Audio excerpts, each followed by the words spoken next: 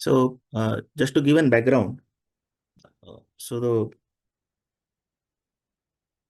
Indian psychological concepts, okay, so मनोवैज्ञानिक जो अवधारणा है भारत में उसके बारे में थोड़ा पहले अभी की स्थिति क्या है उसके बारे में हम जानेंगे। सबको हिंदी कंफर्टेबल है? हिंदी में everybody is fine with Hindi? Okay. जी Anna. So we'll have Hindi and English mix. Okay. Hmm? Okay. Yeah. So if you look at in this current situation in the field of Indian thought, the Indian foundation itself is absent. अभारतीय foundation है और non Indian foundation that has displaced the Indian foundation, and it has established itself everywhere in all fields of life, in all fields of knowledge system. It means our Jivan Drishti has changed. So as a result, the internal and external nature of any dimension of thought process, thought is changing. The definition is also changing for us. The same is for our Manovigyan. And for a long time, it is said that this Manovigyan or psychology hadn't developed in India. You have to learn the Euro-American psychology, and learning it was essential because it was needed in every aspect of practical life. And we continued to study this Euro-American psychology and apply that psychology in our day-to-day need. But gradually, we began to understand that the statement that psychology was not studied in India is simply not true. In fact, the mind, जिसको हम बोलेंगे कि अंतःकरण, has been studied in India for very long time, very broadly, a very deep way. We just do not study man, but we study antakaran, of which man is just a small part. We study the Sukshma Sarira, we study the Sula Sarira, we study the Karana Sarira, we study Yoga, Bhakti Shastra भी देखेंगे, scriptures of devotion, everything, everywhere this antakaran is mentioned. And we have attempted to understand this man at a spiritual level, मतलब आत्म केंद्री. So we study not only the physical psychology, which is very prevalent, but we have studied the Adhyatmik Manovigyan. And till 1700, or you can say even late 1700 or early 1800, we used to study this Adhyatma Manovigyan. Just a 200 years of gap, and under the influence of this Euro-American psychology, we started forgetting our subject. And as a result, we are continuing to suffer, but we don't know the cause of our suffering. Again, for the last few years, we are trying to understand it a little bit. So we have to study this in its fundamental form. It is very essential. Okay. And the current, if you look at the problem, is there is a cultural disconnect. How whatever we have, the psychoanalysis, CBT and all, the standard counseling methods जो हैं, they are all heavily rooted in Western individualistic paradigms. जबकि भारत में हम व्यष्टि, समष्टि, सृष्टि, परमेष्टि, these four things are always there in all our aspect. Okay, so that means a collective kutumba-centric spiritual ethos of Bharatiya Samaj is not being addressed in this current methods that we are following. Despite our rich history, our systems, our concepts have been marginalized, where in our formal academic structures and in the favor of Euro American theories. Everybody is exclusively trained in these Western models. So that's where we have to look at how do you come out of it, how do you establish our own भारतीय मनोविज्ञान. जितने भी methods हैं हमारे जो follow करें currently, उनके जो मेथड्स है, उनके ट्रीटमेंट्स है, डायग्नोसिस है, ये सब थोड़े रिजिड मेथड्स हैं. साइकेट्रिक में देखिए, साइकोथेरेपी में देखिए, the way mental disorders are addressed, instead of benefiting the mental health the disease increases further. जो ट्रीटमेंट होता है, इतने सारे मेडिसिन देते हैं, वो पूरा डल कर देते हैं लोगों को, जो भी ट्रीटमेंट लेते हैं कोई भी साइकोलॉजी इशू के लिए. जो सेंसेस की सेंसिटिविटी है, तो थिंकिंग पावर है हमारा, ग्रास्पिंग पावर है, रिटेंशन पावर है, वो सबको डल कर देते हैं ये जो मेडिसिन हम ले रहे हैं आजकल. उससे हार्ट भी वीकन हो जाता है, and man starts behaving in a state which is just like a मूढ़ा. The situation is worse than the state of being mood of foolish. Inert inert हो जाते हैं. और ये सिचुएशन के लिए ये जो मेथड्स हम फॉलो कर रहे हैं, वेस्टर्न मेथड्स, वही कारण है. So to avoid this, we must begin studying our science, and it should be studied at every level, both theoretical and practical levels. And to achieve this, first we have to overcome ये जो हीनता बोध है हमारा, इतने सालों की जो colonialization हुआ, we must first overcome our inferiority complex in the field of knowledge, and everywhere our wealth of knowledge should be introduced. जितने भी हमारे एंशिएंट टेक्स्ट हैं ऑन चित्त, ऑन अंतःकरण, ऑन सृष्टि की उत्पत्ति कैसे हुआ, ये सबको हमें करंट कॉन्टेक्स्ट से फिर से पुनर्स्थापन करना पड़ेगा. And is very much required to evaluate the current state. So all of us intelligent people, we should make efforts to free this world from this mental illness by studying our Indian अंतःकरण science, भारतीय अंतःकरण विज्ञान, and we have to restructure the whole system. तो हमारा जो psychology है ये अंतःकरण विज्ञान है. So the term psychology is restricted to मनो, मन के लिए ही हम बोले मनोविज्ञान. इसका जो स्कोप है वो थोड़ा लिमिटेड है. But however the way Bharat का जो हम बोल रहे मनोविज्ञान है वो अंतःकरण है, अंतःकरण की विज्ञान है, दैट इज वेरी वास्ट, व्यापक है वो. तो भारत में साइकोलॉजी एग्जिस्ट कर रहा था, नहीं कर रहा था, ये सब हमें आगे आगे पता चलेगा क्या है, कितना डीप है, कितना डीप रूटेड है. हमारा एंशिएंट फिलोसफी में आप देखेंगे Indian psychology is very deeply rooted. So ये जो डिसिप्लिन है हमारा साइकोलॉजी जो है, मनोविज्ञान है, it is beyond behaviour. It is focusing instead on consciousness, जो चेतन तत्व है, जड़ है, उन दोनों का क्या संबंध है, हमारा अंतःकरण क्या है, स्थूल शरीर और सूक्ष्म शरीर का क्या रिलेशन है, सूक्ष्म शरीर और कारण शरीर का क्या रिलेशन है, ये सब. तो योग जो है वो है भारत का असली मनोविज्ञान.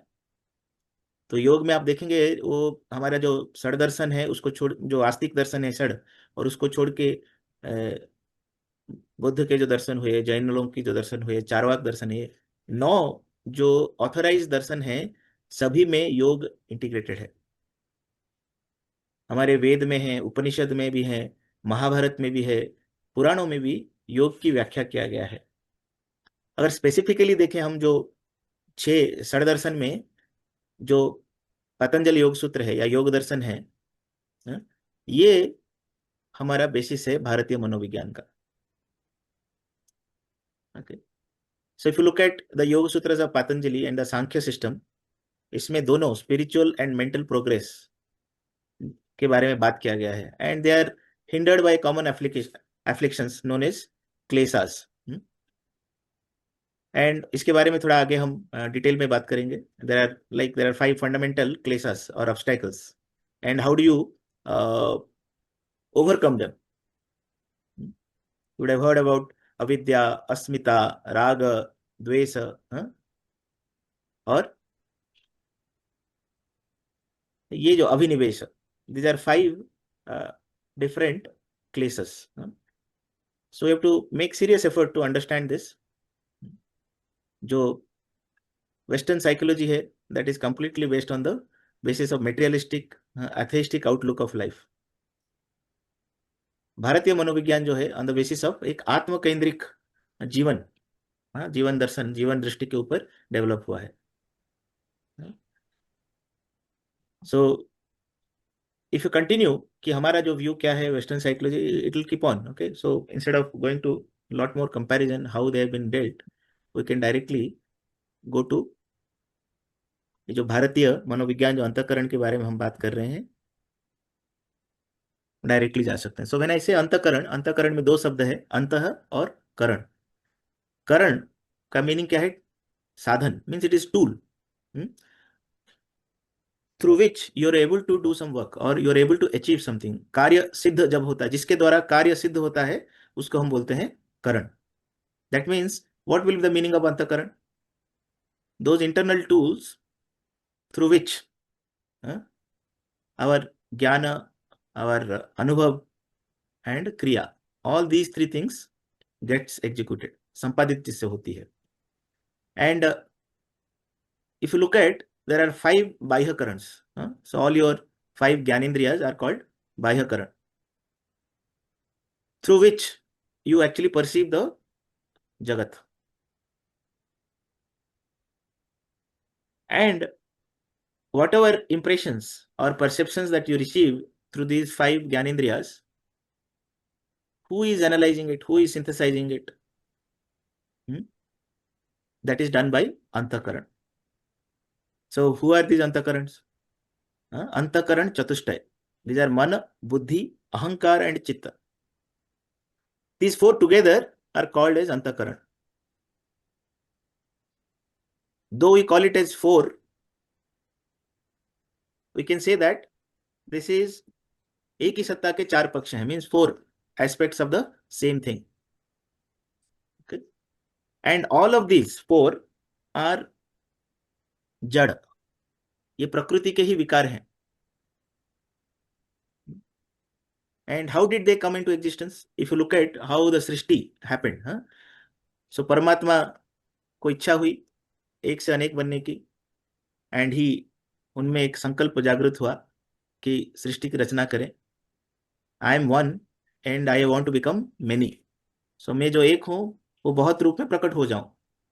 और इसी संकल्प से परमात्मा ने सारी सृष्टि को जन्म दिया. In the beginning he was one, from one he became two. So that is, those 2 are called जड़ और चेतन, प्रकृति और पुरुष. And this संपूर्ण सृष्टि is actually just the manifestation when the पुरुष and प्रकृति, जड़ और चेतन, come together. जड़ और चेतन, इनके जो संयोग को हम चिज्जड़ ग्रंथि कहते हैं. चित्त और जड़ की ग्रंथि, गांठ, मीन्स नॉट. एंड दिस प्रकृति जो है वो त्रिगुणात्मक है, मीन्स सत्व, रज और तम. सत्व से बुद्धि, रजस से मन और तमस से अहंकार, ये बना है. एंड व्हाट डज चित्त डू? ये मन, बुद्धि, अहंकार हो गया. चित्त, it is the store house for all the activities of mana, buddhi, ahankar. So it is just all that we do, and the effects of it, the impressions of it get stored in chitta. And चित्त का एक part है हृदय, जो सत्वगुण, सुख और ज्ञान से युक्त होता है. So अगर if you look at what is सत्वगुण, what is रजोगुण and तमोगुण, सत्वगुण में सुख और ज्ञान, रजोगुण में प्रवृत्तिमय, मतलब lot of activity, action oriented, वो लोभी भी होता है. तमोगुण जो है आलस्य और प्रमाद. एंड तीनों गुण साथ में रहते हैं, दे आर ऑलवेज टुगेदर.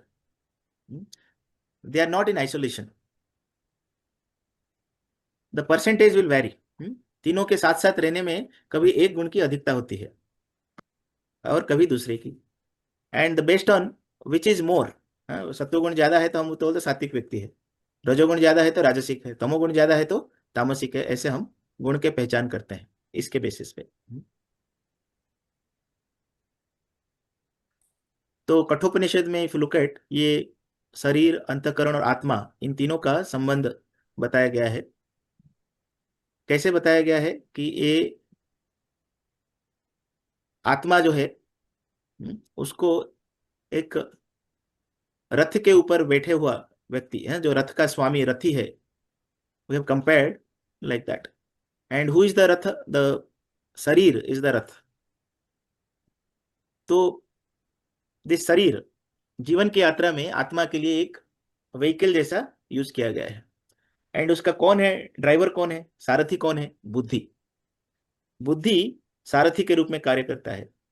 बुद्धि करता क्या है? बुद्धि निश्चय करता है, और जो पाथ है, जिस रास्ते में व्हीकल जा रहा है, उसको समझने के लिए बुद्धि जिम्मेदार है, is responsible for that. And what is मन? मन इज द लगाम, द रेन्स. 5 हॉर्स हैं, पांचों हॉर्स को जो रेन्स हैं वो मन है, उसका लगाम. और what are those 5 horses? They are the 5 senses. Okay. And the road और द मार्ग जिसमें ये रथ चलता है, घोड़े चलते हैं, वो इंद्रियों का विषय है. तो जब आत्मा, शरीर, मन और इंद्रियां साथ में संयोजन में रहते हैं और अनुभवों को भोग करते हैं, तब हम उनको भोगी बोलते हैं. तो हमारी जो कर्मेंद्रियां हैं, ज्ञानेंद्रियां हैं, शरीर है, प्राण है, all of these together are called स्थूल शरीर. और जो अंतःकरण है, मन, बुद्धि, अहंकार, चित्त, ये सूक्ष्म शरीर है. और जो चिज्जड़ ग्रंथि है, जिसके कारण ये पूरा जगत बना, चित्त और जड़, चेतन और जड़ साथ में जब आए तभी ये पूरा जगत बना. तो वही चिज्जड़ ग्रंथि को हम बोलते हैं कारण शरीर. उसमें चेतन जो है वो निमित्त कारण है. कोई भी चीज होने के लिए कारण होते हैं 3: निमित्त कारण, उपादान कारण और मूल कारण. सो निमित्त, चेतन इज निमित्त कारण, जड़ या प्रकृति इज द उपादान कारण, ingredients from which this is made up of. And these two together they are making the Karan Sharir or Chiज्जड़ Granthi. And who is the Moola Karan? Atma Tattva is the Moola Karan. And how they are connected to each other? So Prana is the connection between स्थूल शरीर and सूक्ष्म शरीर. स्थूल शरीर में क्या है? जो हमारा ज्ञानेंद्रिय है, कर्मेंद्रिय है, पूरा शरीर है, प्राण है. तो स्थूल शरीर और सूक्ष्म शरीर को प्राण जोड़ता है. तो अंतःकरण और बहिकरण और शरीर को प्राण जोड़ता है. वैसे सूक्ष्म शरीर और स्थूल शरीर आप देखेंगे, कंपैरिजन करेंगे, सूक्ष्म शरीर इज मोर इफेक्टिव, मोर व्यापक, वाइडर उसका इफेक्ट है. तो उसमें कारण शरीर इन दोनों से और सूक्ष्म है और अधिक व्यापक है. इंद्रियेभ्यः पराह्यर्था अर्थव्यश्च परम मनः, मनसस्तु परा बुद्धिर, बुद्धिरात्मा महान परः. सो इंद्रिय से श्रेष्ठ है उनके विषय, और उन इंद्रिय विषयों से श्रेष्ठ है मन, मन से श्रेष्ठ है बुद्धि, और बुद्धि से श्रेष्ठ है आत्मा. ये जो क्रम है अंतःकरण और आत्मा की जो सूक्ष्मता और श्रेष्ठता, इसको दिखाता है. सो if you go in little more detail, ये अंतःकरण अगर हम देखेंगे कि मन का क्या स्वभाव है, मन का क्या लक्षण है, मन का क्या स्वरूप है. मन जो है वो संकल्प विकल्प करता है. संकल्प विकल्प आत्मक मन का लक्षण है. मन वो शक्ति है जो निरंतर संकल्प करता है, मतलब मन में विचार उठते हैं, और विकल्प भी करता है, संदेह करता है, तुलना करता है. सो मन इंद्रियों और बुद्धि के बीच की एक कड़ी है. It is a connection between इंद्रियां और बुद्धि. ये इंद्रियों से आने वाले जितने भी संवेदना हैं उनको ग्रहण करता है और उन्हें रूप, आकार, अर्थ देता है और उन्हें बुद्धि के समक्ष प्रस्तुत करता है. Is like we can give a comparison. जैसे एक राजा है, राजा के मंत्री है, और मंत्री के कुछ खुफिया गुप्तचर हैं। तो राज्य के बारे में जानना है, तो ये क्या करते हैं मंत्री? It is ageing the agency of this गुप्तचर। दे गो इन द राज्य and see what is the situation. तो व्हाट हैपेंस, मंत्री इज एक्चुअली बुद्धि, एंड दिस गुप्तचर, द एजेंसीज, खुफिया एजेंसी जो बोलते हैं हम, ये क्या करते हैं? ये ज्ञानेंद्रियाज हैं। So they learn about the situation, they pass it on to बुद्धि, the minister, and राजा, उनके पास क्या है? कैपेसिटी है। राजा को यहाँ पे हम अहंकार के साथ कंपेयर कर सकते हैं, जो डिसीजन लेते हैं, निर्णय करते हैं। तो इसीलिए मन क्या करता है? इंद्रियों से जो भी संवेदन आते हैं उसको ग्रहण करता है, उसको रूप आकार अर्थ उसको विचार में कन्वर्ट करता है, एंड वो बुद्धि के समक्ष प्रेजेंट करता है। बुद्धि यहाँ पे मिनिस्टर है। और बुद्धि क्या करता है? उसी के अनुसार जब अहंकार, राजा जब डिसीजन ले लेता है, उसको क्रियान्वित करता है थ्रू मन, इंद्रियां और शरीर। मन का स्वभाव क्या है? मन बहुत चंचल है, is very quick. It cannot stay in one place, it cannot stay in on one subject, it moves very quickly from one subject to other subject. So जिसको हम बोलते हैं चंचलता। मन रजोगुणी है, मन अस्थिर है। कोई भी विषय को वो मतलब करना चाहता है, जिसको वो पसंद है वो कर लेता है। मतलब ये कोई नियम और अनुशासन को नहीं मानता है। There is no discipline, no नियम, रूल्स। मन के लिए ये दोनों एप्लीकेबल नहीं है। वो स्वेराचारी है, whatever it wants to do it will do. It doesn't like control. It is always द्वंद्वात्मक, मतलब सुख दुख, मान अपमान, हर्ष शोक, ऑल दीज आर मन के क्षेत्र का काम है। मन जो है वो परमात्मा का काम संकल्प है, एंड मन ही संसार है। So what is the work of मन? What does it do? इंद्रियों के विषय को ग्रहण करता है। इंद्रियों का विषय क्या है? जो तन्मात्राएं हैं, शब्द स्पर्श रूप रस गंध, ये जो इंद्रिय विषय हैं उनको वो ग्रहण करता है। मन में क्या होता है? संशय उत्पन्न करता है। ये क्या है?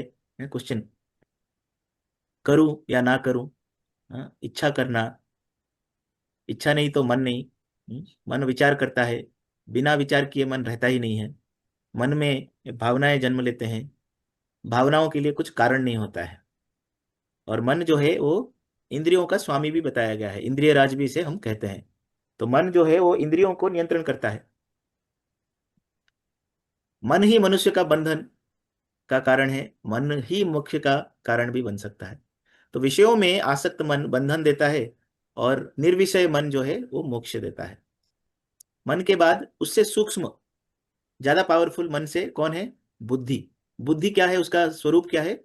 निश्चयात्मिका बुद्धि। तो बुद्धि वो शक्ति है वो जो निश्चय करती है। ये ऐसा ही है। ये निश्चय मतलब निश्चय करना। मन में जो संशय उठता है, बुद्धि उसका निश्चय करता है। तो इधर और से इट बिकम्स इधर और इट निश्चय करता है। तो जो निश्चय करने वाला शक्ति है वो बुद्धि है। बुद्धि विवेक का केंद्र है। कैसे? सत्य असत्य का विवेक करना, नित्य अनित्य का विवेक करना, उचित अनुचित का विवेक करना, निर्धारण करना, ये बुद्धि करती है। और जब बुद्धि शुद्ध होती है तो वो पुरुष और प्रकृति को पहचान लेती है, मतलब जड़ और चेतन का वो अनुमान लगा देती है, मतलब उनके डिफरेंसेस क्या है वो पहचान लेती है। बिकॉज जिसको हम बोलते हैं विवेक ख्याति, और वही मुक्ति का मार्ग को प्रशस्त करता है। जब तक बुद्धि में ज्ञान का प्रकाश नहीं, तब तक मन को वश में करना असंभव है। तो ज्ञान की तलवार से अज्ञान को काटो, तब मन अपने आप शांत हो जाता है। तो बुद्धि क्या है? मन चंचल है लेकिन बुद्धि स्थिर है। बुद्धि निश्चयात्मिका है, बुद्धि सत्वगुणी है, बुद्धि पक्षपात नहीं करता, वो तटस्थ है, और बुद्धि स्वभाव से आत्मनिष्ठ है। तो बुद्धि का कार्य क्या है? निरीक्षण परीक्षण करना। सो यू कैन से observation, examination, comparison, analysis, synthesis, तर्क करना और निश्चय करना, एस्टिमेट करना, बोध, समझना, जानना, cause and effect, these are all work of बुद्धि।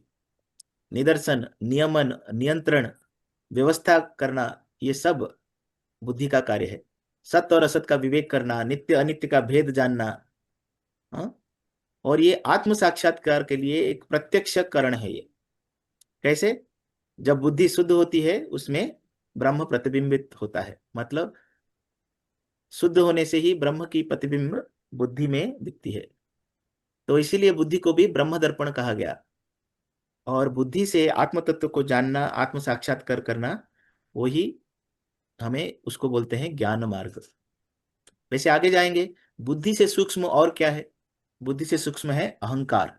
अहमिति भाति यतत अहंकार। हम्म? अहंकार जो शक्ति है, जो मैं हूं, ये मेरा है, इसकी जो भावना उत्पन्न करता है, वही शक्ति है अहंकार। ये अभिमान का उपकरण है। मैं की भावना ही अहंकार है। जब बुद्धि किसी अनुभव को मेरा कहकर ग्रहण करती है तो वह अहंकार की क्रिया है।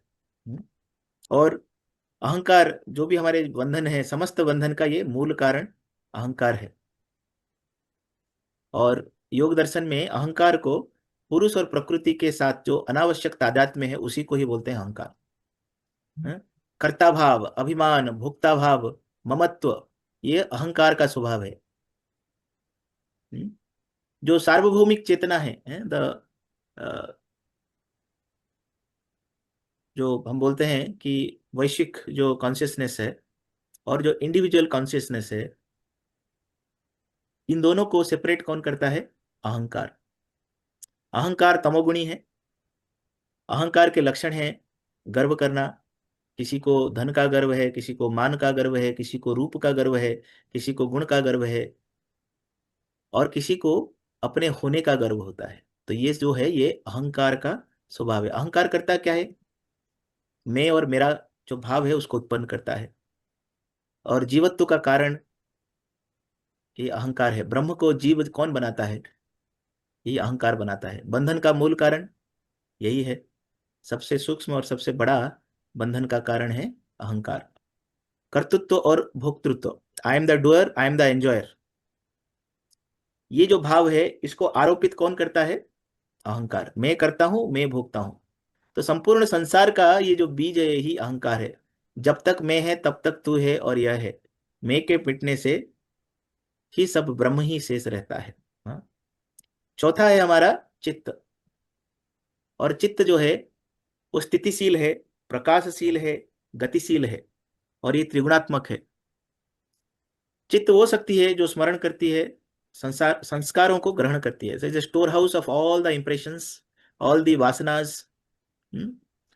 शरीर, इंद्रियां, मन, बुद्धि, अहंकार, all these, through these whatever we do, जो भी हम काम करते हैं, इस सबके संस्कार बनते हैं, इंप्रेशंस बनते हैं। और इस संस्कार को ही हम स्मृति बोलते हैं। यह एक अचेतन का वो भंडार है जिसमें जन्म जन्मांतर की, it is not for one life time, for all lifes together. जन्म जन्मांतर की जितने भी हमारे अनुभव हैं, वासनाएं हैं, संस्कार हैं, ये सब यहाँ पे संचित होते हैं।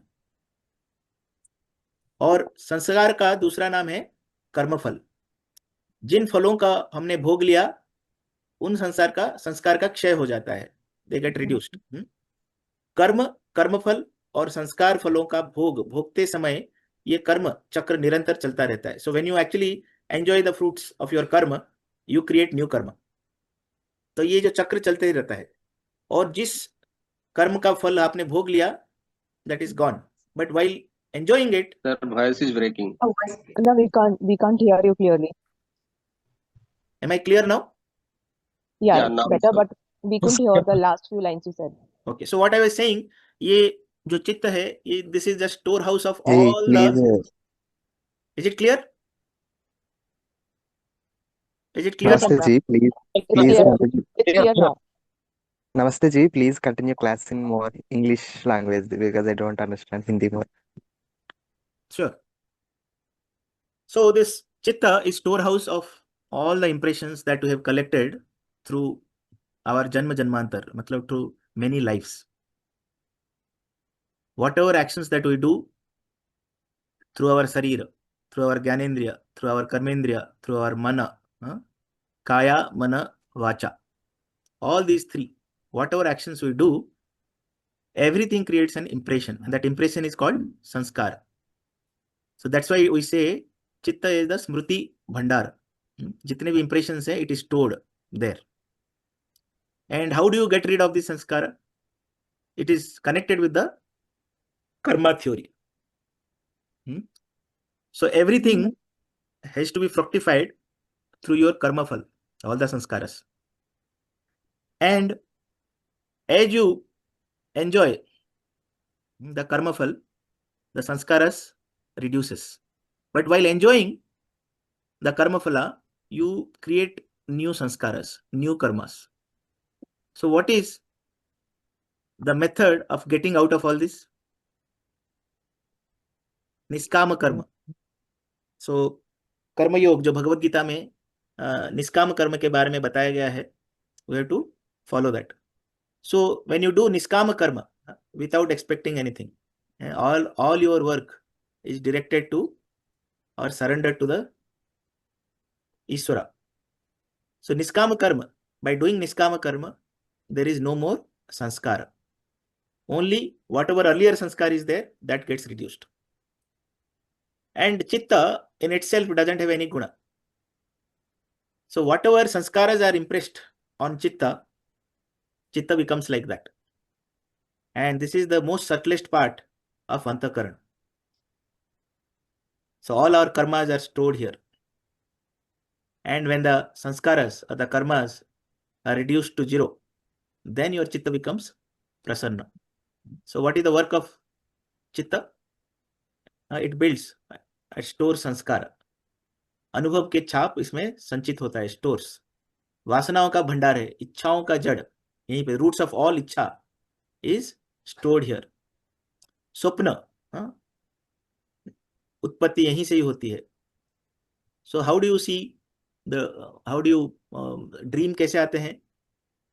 उसके लिए सामग्री कहाँ से आता है? What are the ingredients for it? It is from the samskaras that is stored in the chitta. और कर्म फल का आधार है. So this is how we can say कि मन, बुद्धि, अहंकार, चित्त, if we study it in totality, that becomes our manovigyan. It is not only at mana level. Mana, buddhi, ahankar or chitta, these four things actually makes antakaran, and the complete study of these four with atma kendri bhav, that becomes our bharatiya manovigyan. And what is the highest level of this manovigyan? When you understand you are not this antakaran, that means you are in sakshi bhava, in drashta bhav, you are seeing the vikara that is getting generated in antakaran. So when you identify yourself with antakarana, that means you are in this, ये कर्म कर्म फल के चक्र में ही आप रहेंगे. You are entangled in this world. The moment we stop identifying ourselves with antakaran, that is called moksha. So that's why till we don't reach that point, for us the antakaran, mana, buddhi, chitta, ahankar is everything. That's why neither we cannot, मतलब इसको स्वीकार करें या इसको अस्वीकार करें या इसे हम साक्षी भाव से देखें, ये हमारे ऊपर निर्भर करता है. और सबसे बड़ा चीज है, one part of chitta is hridaya. That's why we don't mention it separately, but for our understanding we'll discuss little bit about hridaya here. So if you look at chitta, has two parts. One is bahirmukhi and one is antarmukhi. When you say bahirmukhi, it means it is facing towards the rest of the antakaran, ahankar, buddhi, man, and the sarira and the gyanendriyas. So that is external facing. And what is the internal facing? So inside, what is there? Inside is residing the atma. So hridaya, that's why the qualities of atma is there in hridaya. What are the qualities of atma? Prema, abhay, swatantrata, सहजता, सौंदर्य बोध, सृजनशीलता, these are all गुणाज of हृदय. And इसमें क्या है, there is no cause and effect वाला काम इधर नहीं करता है. कॉज एंड इफेक्ट एट बुद्धि level. What happens here is, कोई भाव जो है उसका कोई कारण नहीं है, सहज हो जाता है वो, कोई विकल्प नहीं है. सर्व प्रकार की संस्कार और ये जो भाव जो है, सहज भाव है, ये साथ साथ में रहते हैं. दैट्स वाई वी से ऑल द कलास, संगीत हुआ, नृत्य हुआ, उच्च कोटि के साहित्य हुए, पेंटिंग हुआ, दीज आर ऑल जो है वो हृदय से आता है. उनका सोर्स कौन है, हृदय है. एनीथिंग क्रिएटिव, सौंदर्य बोध, ये सब का जो सोर्स है हृदय है. That's why all these things, whether they are, हमारे कला हैं, नृत्य हैं, संगीत हैं, ये सब हमें आनंद देता है. और these are the tools which helps us to reach moksha. That's why we say in our education, हृदय की शिक्षा जो होती है वो कलाओं से होती है, क्योंकि ये हमें मोक्ष के तरफ लेके जाने का माध्यम है. Now when I started, I was talking about जो अविद्या है. There are 5 kinds of kleshas, and these अज्ञान और अविद्या, they are staying in our अंतःकरण. तो अविद्या के क्या कारण हो सकते हैं, जब वो अहंकार जब बोलता है कि मैं ब्रह्म हूं, मैं शरीर हूं, दैट इज एन अविद्या. व्हेन बुद्धि is not able to discriminate between नित्य एंड अनित्य, सत्य और असत्य, जो वो नित्य को अनित्य समझता है, अनित्य को नित्य समझता है, दैट इज अविद्या. एंड मन विषयों में सुख खोजता है, it is searching for happiness, सुख खोजता है किसमें, विषयों में, दैट इज ऑल्सो अविद्या. सो जो अविद्या है ये अंतःकरण के मूल रोग है.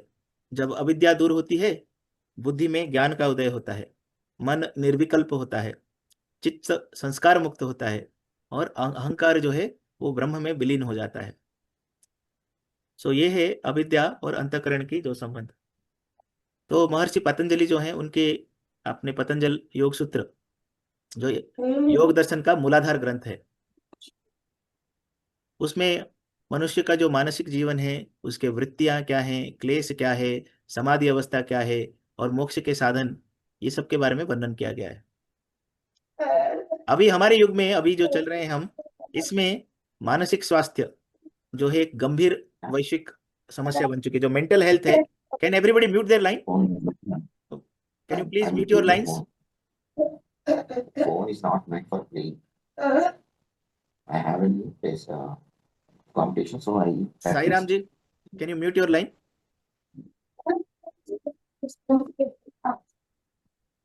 Sure.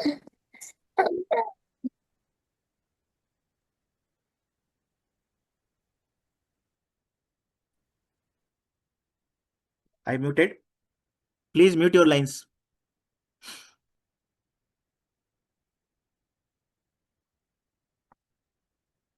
Okay, we'll continue. So current situation, if you see, so many mental health issues are there.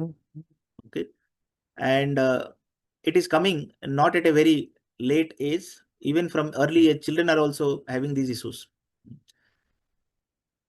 So at this point of time, if you look at Yoga Darshan, which is Bharatiya Manovigyan, that is the most important thing for us. जितने भी depressions, anxiety, चिंता होती है, व्यक्तित्व में विकार होता है, डिजॉर्डर्स होता है, ये सब अगर हम योग दर्शन से जो मनोविज्ञान के बारे में बताया गया है उसको फॉलो करते हैं, इट वर्क्स लाइक मेडिसिन. तो it is not only to get rid of this psychological disorders, but मोक्ष का ये एक मार्ग है.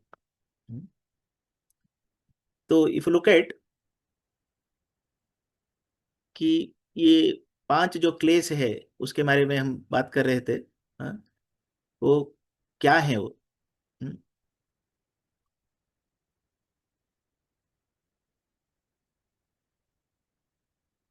So these 5 fundamental obstacles, kleshas, and how do you overcome them? So avidya, the obstacle. So what is avidya? Like I was saying, you misidentify yourself with your true eternal self. Okay. So misidentifying the true eternal self with what? With this transient body, with this transient mind, and with this transient ego. How do you overcome this? By doing self-reflection through jnana and through detachment. The next one is avidya. Avidya का क्या next ये है? Asmita. We can say it is egoism. So when the false identification of that ego is the totality of our existence, causing pride and isolation. Okay. So how do you overcome this? We practice ethical action. We practice humility. We self-surrender to dissolve this egocentrism. The third one is called raga, attachment. The obstacle is what? Clinging to the transient pleasures. Sukh ke liye, jo, you cling on to that. Something you like, you keep on doing it. And you have some past habits, you have some sensory desires, which leads to suffering. So how do you overcome this raga? So you practice non-attachment, vairagya, and develop a साक्षीभाव, witnessing awareness of mental modifications. So जो भी हमारे चित्त में वृत्तियां आती हैं, उसको एक साक्षी रूप में उसको देखते रहना. Next one is द्वेष, aversion. The obstacle क्या है? वो हार्बरिंग एंगर. राग जो है वो कोई चीज हम पाने के लिए कोशिश करते हैं और हमें वो मिलता है तो बार बार वही चीज करते हैं, वो राग है. द्वेष क्या है? जो हम चाहते हैं वो हमें मिलता नहीं है और दूसरे किसी को मिलता है. That's where द्वेषा starts. So you harbor anger, repulsion or fear towards object and people. So you get mental turbulence. How do you overcome this?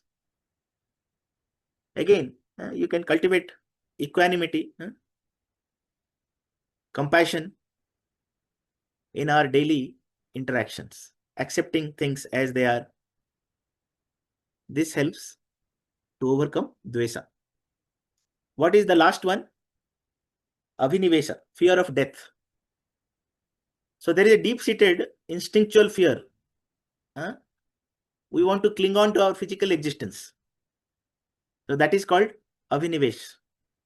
So how do we realize that when we realize we are immortal, our eternal nature, and how do you do? So there are different margas. कोई ज्ञान मार्ग follow करता है, कोई अष्टांग योग follow करता है, कोई कर्म योग, निष्काम कर्म योग फॉलो करता है, कोई भक्ति योग फॉलो करता है. There are all 4 different ways that we can get rid of fear of death. Okay. So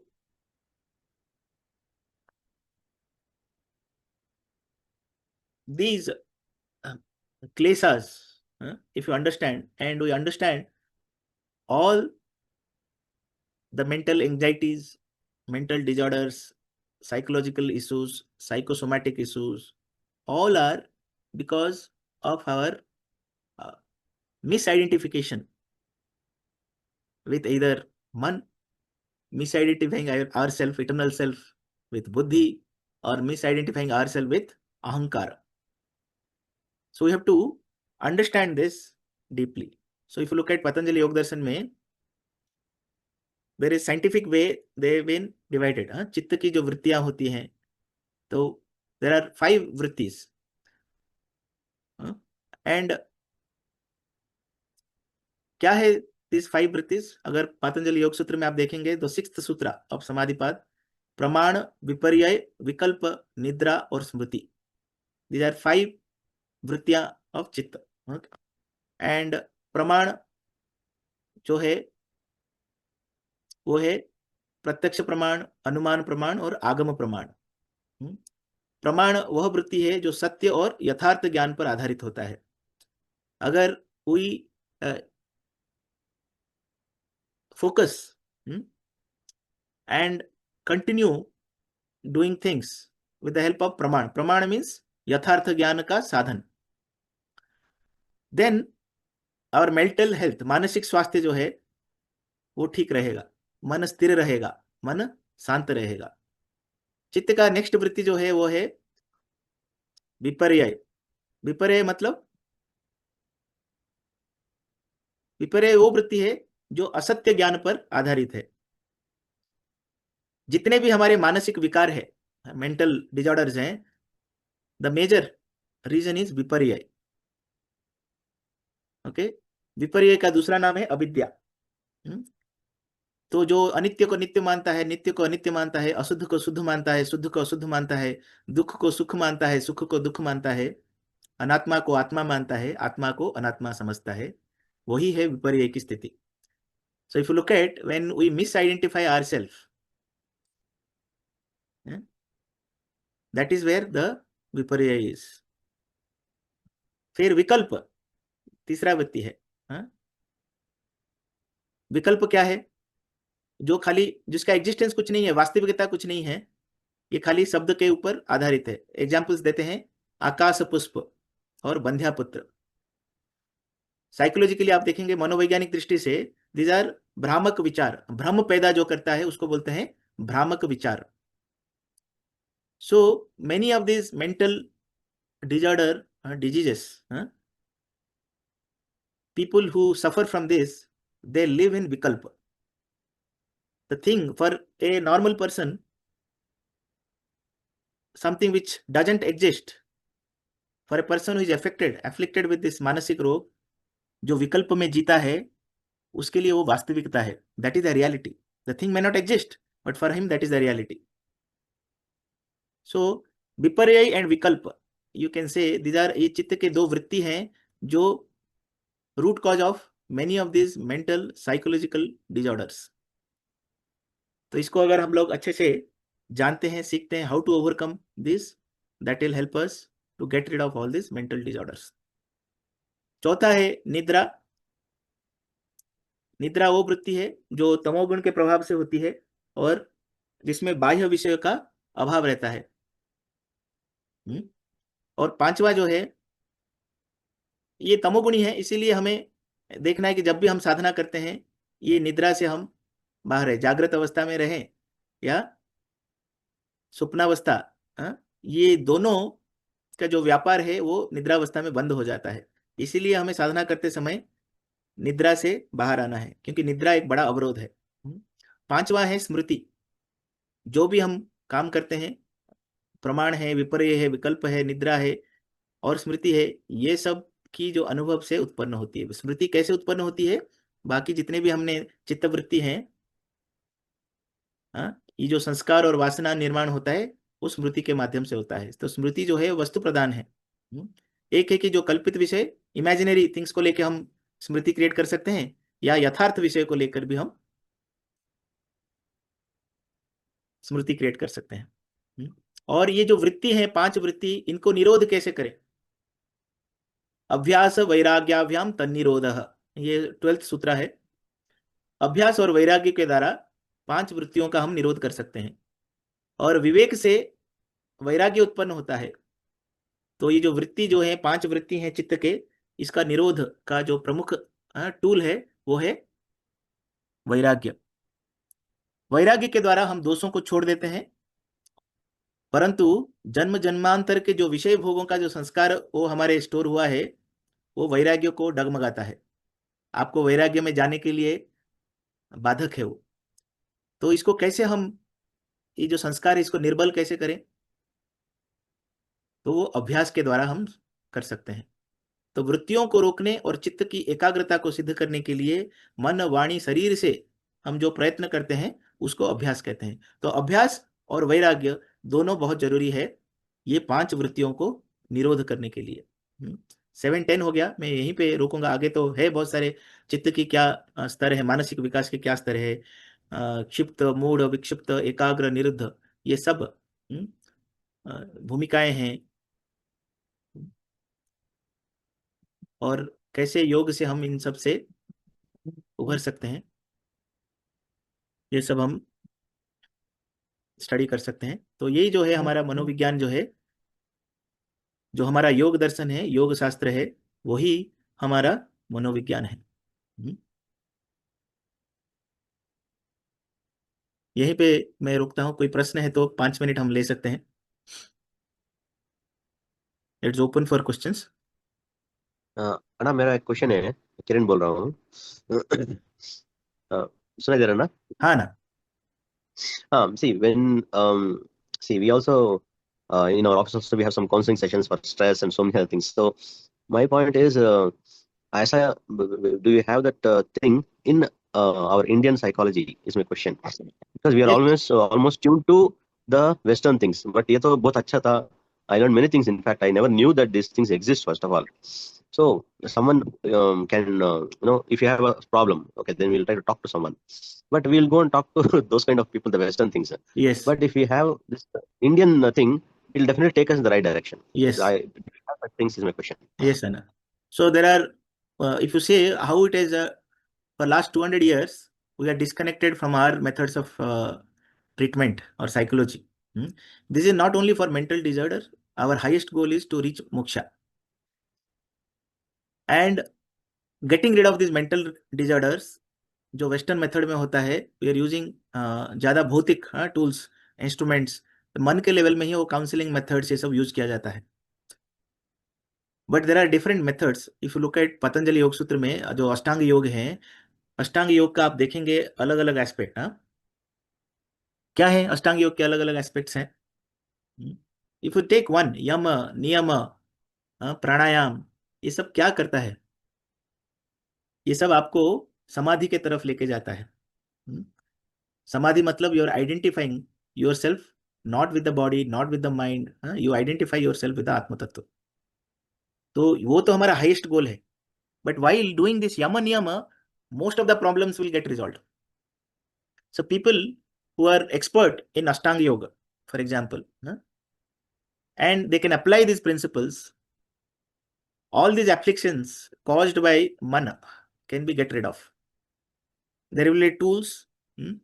For example, हमारा एक known व्यक्ति ही went through depression so many years back. So Pondicherry में ये एक बड़े साइकोलॉजिस्ट थे, वो इंडियन साइकोलॉजी के ऊपर काम करते थे. So he continued with that person for 3 to 6 months of counselling, and after that it came out, and this person was a distant relative of us. Okay, so but those tools and practicing what you say Indian psychologists are very less in number, so it has to be adopted more, and Ashtanga yoga has to be understood nicely, अंतःकरण has to be understood nicely, and we can develop tools. जो आप जैसे आप बता रहे हैं कि आजकल जो कर रहे हैं वो टूल्स है वो टेम्परेरी है, वो सबको हमें कुछ टूल्स हैं, कुछ सूत्र हैं, वो सबको अच्छे से सीख के हम प्रैक्टिस कर सकते हैं. इसको अगर कोई मनोविज्ञान में जाना चाहता है वो कर सकते हैं. ऐसे लोग भी हैं, we to find out who are they, and it should be our मेन स्ट्रीम education, and it need not be at the university level, even from a younger age. 14 से हम शुरू कर सकते हैं. ये मनोविज्ञान जो है वो हम शुरू से ही इंटीग्रेट कर सकते हैं हमारे एजुकेशन में. That will help a lot, so that we will have a bunch of people who can address these issues from Indian perspective.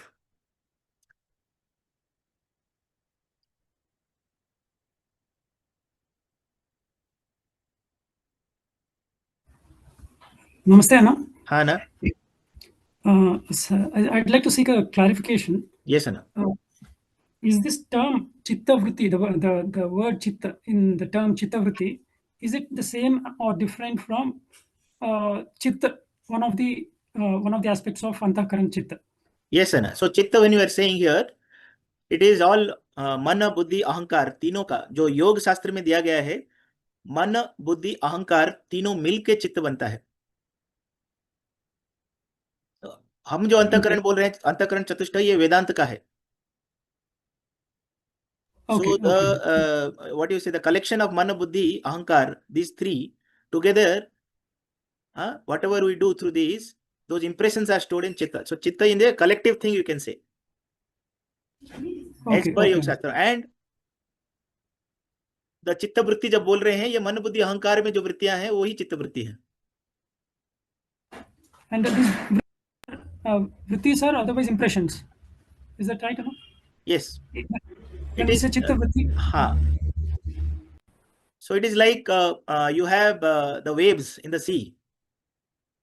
So whatever makes you asthira, chanchala, those are vritti. okay, no, thank you. So योग का काम है योग चित्त वृत्ति निरोधः. So you silent them.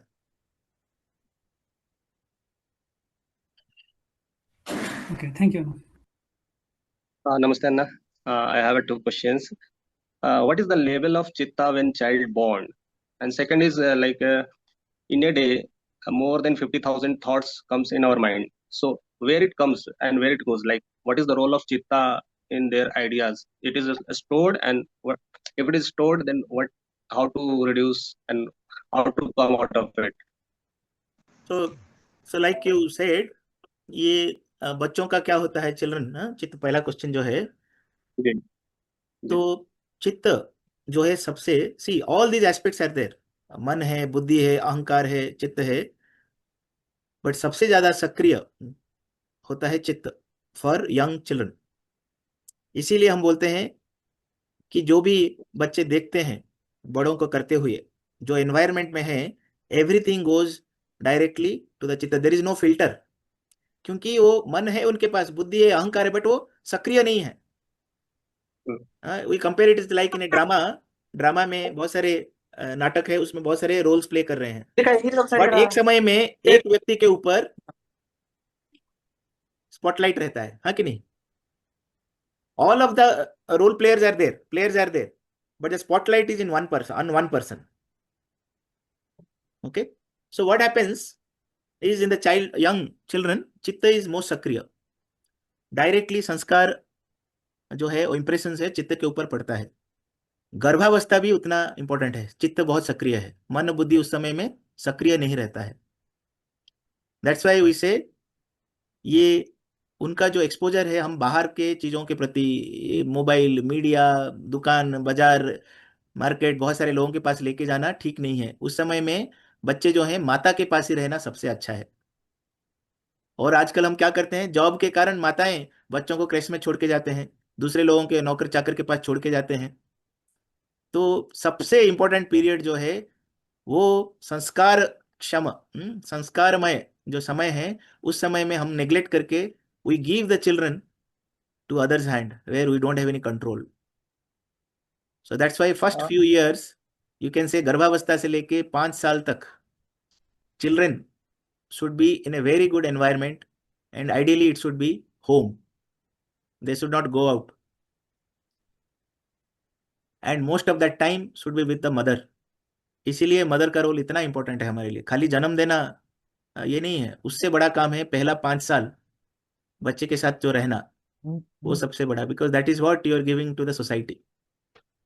ये पहला question था आपका.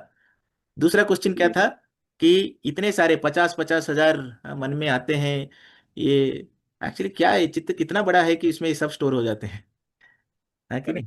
हाँ? तो ये सूक्ष्म रूप से आप देखेंगे कि मन इतना चंचल है, मन में इतने सारे चीजें आती है जाती है. हाँ? ये चित्त का वो कैपेसिटी है उतना. तो वो मन में कैसे भी आता है, मन में ये सब कैसे इच्छाएं आती हैं, भावनाएं आती हैं, आपके जन्म जन्म के जो भी आपने कर्म संचित किया है, संस्कार संचित किया है, अनुभव संचित किया है, इंप्रेशन संचित किया है, ज्ञान संचित किया है, everything is stored in that चित्त. ये स्टोर हाउस है, अनलिमिटेड मेमोरी. ये आप 1 टेराबाइट है, 2 टेराबाइट है, कितना है बोलेंगे तो इसका कोई लिमिट है, लिमिटलेस है. और इससे कैसे हम उभरे, अलग अलग मार्ग हैं. कोई अष्टांग योग से करेगा, कोई भक्ति से करेगा, कोई ज्ञान से करेगा, और निष्काम कर्म से ही ये कर्मफल, नए इंप्रेशन जो है वो क्रिएट नहीं होते हैं. मैं जब बात किया तो निष्काम कर्म पे हमें फोकस करना है. या आप युक्त वैराग्य हम बोलते हैं भक्ति में, जो भी करते हैं हम भगवान के लिए करते हैं, भगवान को सरेंडर करके करते हैं. ईश्वर प्रणिधान योग सूत्र में जो ईश्वर प्रणिधान, everything you surrender to the lord. Actions and the results of the action both are surrendered to the Lord. Then ये कर्म फल से हम बच सकते हैं। नया कर्म हम क्रिएट नहीं करेंगे। जैसे ही हम मैं करता हूं, मैं भोगता हूं, ये भाव में रहते हैं, तब हम नए नए कर्म फल भी हम भोगेंगे और करेंगे। नया कर्म फल भोगते भोगते नया नया कर्म हम क्रिएट भी करते हैं। ये इसलिए हम ये कर्म फल के जो चक्र में बंधे हुए रहते हैं। तो ये हम ज्ञान मार्ग से, भक्ति मार्ग से, राजयोग से, ये सब से हम इसको एड्रेस कर सकते हैं। इसमें एक समस्या आती है, जैसे पुनर्जन्म में, पास्ट लाइफ में, वो सारे उसके बुरे कर्म थे। तो एक बच्चे को उसे कैसे इरेडिकेट करना, उसे कैसे ये ज्ञान कहाँ से, बोध कहाँ से आएगा, इसे कैसे निकलना है, क्योंकि सारे पास्ट उसके गलत कर्मों से जुड़े हैं। और बच्चा जब जन्म लेता तो तो जो चित्त में है सारे वो impression- कर्म जो है उस गलत हो या सही हो, जी सुख हो या दुख हो, वो दोनों उसको भोगना पड़ेगा। उससे कोई हमें नहीं रोक सकता। आप इस जीवन में कितने भी अच्छे हो, आपके जो कर्म भोगना है भोगेंगे, बट ये हमें देखना है कि इस जन्म हमारे हाथ में है, हम जो कर रहे हैं उससे नया कर्म जैसे ना क्रिएट हो, वो हमारा अंडरस्टैंडिंग होना चाहिए। इसीलिए आप देखेंगे बड़े बड़े संत लोग हैं, अच्छे लोग हैं, फिर भी उनको कर्म फल तो भोगना ही है, जी उससे आप निकल नहीं सकते हैं। हाँ, हमारा प्रयास ये होना है कि नया कर्म फल कैसे क्रिएट ना हो, नया संस्कार कैसे क्रिएट ना हो, वो हमारा ध्यान होना है। और उससे ध्यान हो या भक्ति हो या ज्ञान मार्ग हो, निष्काम कर्म हो, ये चारों मेथड से हम नए कर्म को क्लोज कर सकते हैं। ओके, जी, धन्यवाद। Next Ashwini ji. Namaste, Anna. Do you recommend or suggest any books about Indian psychology, Anna? Bharatiya Manovignan? Patanjali Yoga Sutra will be the best book. अगर आपको, okay, Anna. हाँ, so there are many people have written bhashya on this, but you want to go to the original text, you want to read in Hindi, there is a very good book called Yoga Darshanam. No, I don't know Hindi. English or Maybe you'll get Kannada, a anything. English version of that. I think Okay. Kannada books also will definitely be there, but you can search on Patanjali Yoga Sutra. Gita Press Okay. book is also there on Patanjali Yoga Sutra. Gita Press Okay. books are in there in different languages. Hmm. Okay. Okay. So Yeah. Thank you, Anna. Dhanyawad. English books are also there. So Okay. so two things. First is you have to understand Antakaran. मन बुद्धि चित्त अहंकार, वेदांत में अलग अलग जगह में इसमें दिया गया है, और योग शास्त्र में उसको मन बुद्धि अहंकार, and these three together combined it is called चित्त. Generally in English western methods हम लोग माइंड, साइकोलॉजी मतलब mind, but here in our case complete अंतकरण Yes. इज द चित्त, जिसको हम बोलते हैं योग शास्त्र के हिसाब से। इसीलिए चित्त शब्द यूज किया गया है, मन शब्द नहीं। मन is just a part of चित्त, Okay. Yes, Anna. and this avidya can happen at mana level, at buddhi level, at ahankara level, right? So and avidya, जितने भी क्लेश है हमारे, क्लेश मतलब जो हमें कष्ट देते हैं, तो अविद्या, अभिनिवेश, अस्मिता, ये सब हमने, राग द्वेष, these are 5 primary kleshas. Okay, and how do you, and उसका सबका कारण है अविद्या। व्हाट इज अविद्या फॉर मन लेवल? तो ऑल द भौतिक चीजों में और इंद्रिय विषय में हम लोग मन को लगाते हैं, क्योंकि हमें सुख चाहिए। So you want enjoyment from through our indriyas, okay? And that is actually at mana level. If you are searching happiness in the matters of indriya, जो इंद्रिय के जो विषय है उस पे आप सुख खोजते हैं, that is actually avidya at mana level. Similarly, buddhi level, you are not able to discriminate what is wrong, what is right. You are not able to discriminate what is eternal, what is transient. You are not able to क्या ज्ञान है क्या अज्ञान है, you are not able to discriminate. That is actually avidya at buddhi level. What is avidya at ahankara level? And if you look at, these are the root cause of all the disorders, mental disorders. Something which is not, you are identifying yourself with that. For example, somebody says something bad about us, immediately we get affected. Somebody shows its anger on us because of something, and immediately we get affected. That means we are in avidya. See, if somebody is doing something or somebody is saying something, by that we are getting affected. That means this is the what you say quick check. That quick tool to understand whether we are in avidya or not. The moment we are getting affected by somebody's action, somebody's thought, somebody's words, that means we are in avidya. We are affected by this klesa. So बुद्धि के level में है, अहंकार के level में है, मैं ही कर रहा हूं सब कुछ. I am the doer. I am the enjoyer. ममत्व भाव सब मेरा है. So when you are identifying like that, that is avidya at ahankara level. So we have to study this antakaran deeply, and the solutions are there in Patanjali Yoga Sutra. In our Okay. in our Puranas, the solutions are there. How do you engage yourself? When I say engage yourself means mana, buddhi, chitta, ahankara and atma, everything. How do you ईश्वर प्रणिधान, योग सूत्र में ईश्वर प्रणिधान के बारे में बताया गया है. So all our bhakti shastras will take you there. How do you surrender? So there are different methods, but basic इसका science जानना है. I think Patanjali Yoga Darshan, Yoga Sutra is a right thing to start with. Okay. ಧನ್ಯವಾದ. Hari Om, Vishwakanadi.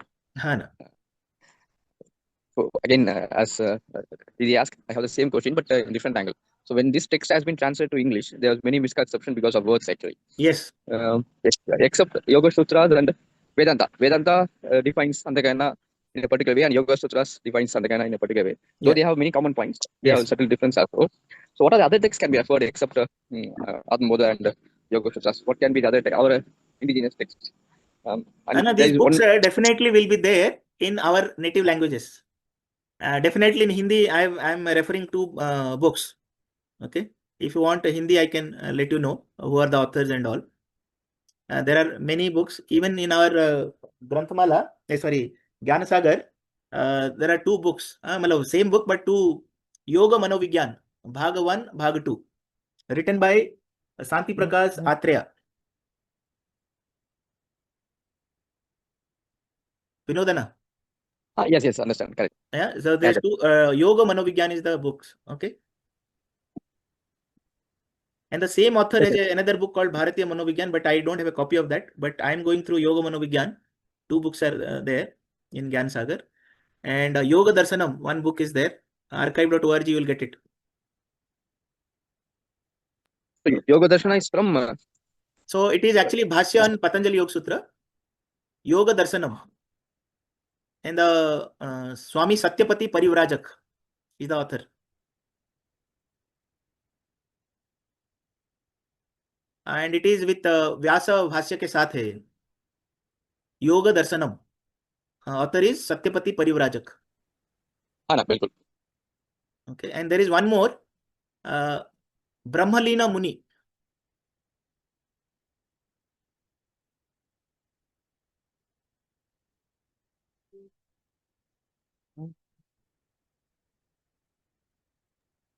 Brahmalina Muni is the author or the name of the book? He is the author. Another book is there in archive.org. You will get it.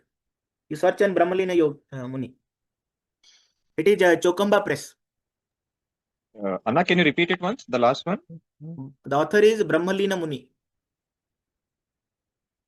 I will tell the book name also. Just give me a minute.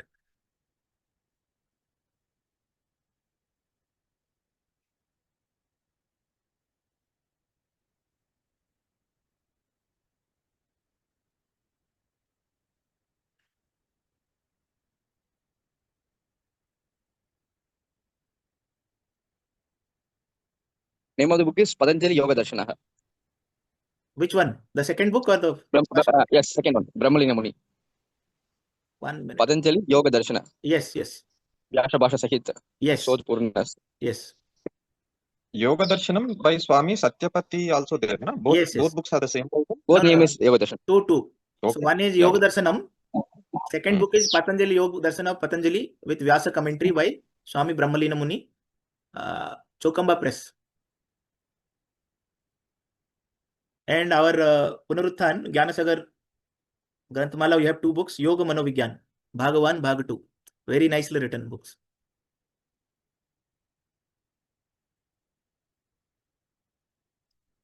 Okay, So next. name of the author, Anna? Name of the author of this Yoga Manovignan?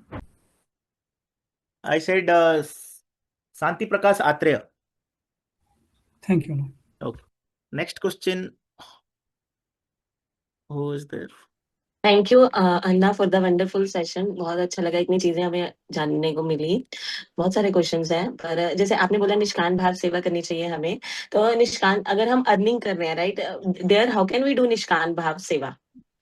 We are earning from it. So you want to increase the earning or you want to reduce the earning? हाँ, earning भी, मतलब earning भी बनी रहे और निष्काम भाव भी हो जाए। हाँ, so भक्त ये में हमें ये बात करते हैं कि निष्काम कर्म मतलब क्या है।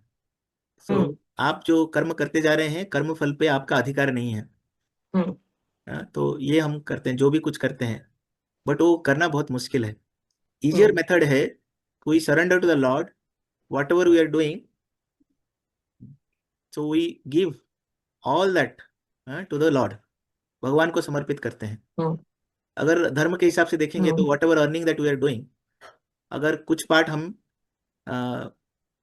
ये भगवान के काम के लिए देते हैं, दूसरों का सहायता के लिए दान करते हैं, भिक्षा देते हैं, तो ये जब करते हैं, जो भी अच्छे अच्छे काम होता है, उसमें हम अपना जो कुछ पार्ट हम उसके लिए रखते हैं, 10%, 20%, जो भी है, ऐसे करते हैं हम। तो उससे ये होता है, whole thing is that your आपका जो राग है, जो अटैचमेंट है, वो अर्निंग के साथ या वो वस्तु के साथ वो दूर होता है, उसको ठीक काम में अगर हम लगाते हैं तो। 7:38 हो गया, मुझे कॉल्स भी आ रहे हैं इस को क्लोज करने के लिए सेशन को, because there is something planned for some of the people who are participating. So I'll request people who have to go to Munitana's place, please you log out and go for the next event. For others, I can spend 2 minutes more and then Anna? I'll close the session. Okay. Namaste, Anna. Anna, can we have one more session so that everybody can get time to clear their doubts? Yeah. And maybe with these doubts, others who are also waiting to go, they will also get more benefited. So I'll plan one more session on this, Anna. Sure, Akka. In that case, we can close now, I Yeah. guess. So I think Pooja ji only the last person who raised her hand. Maybe Pooja I have ji, 4 questions, but that's okay. You note down these questions. You I send have it to noted it down. Srilata Akka. So the next session, please attend. So we'll start with your questions only. Okay. Okay. Thank you. Namaste. So we'll start with धन्यवाद अण्णा। शांति मंत्र। सर्वे भवन्तु सुखिनः, सर्वे सन्तु निरामयाः, सर्वे भद्राणि पश्यन्तु, मा कश्चित् दुःखभाग् भवेत्। ओम शांति शांति शांतिः। सुधी नमस्ते। धन्यवाद अण्णा। नमस्ते। धन्यवाद।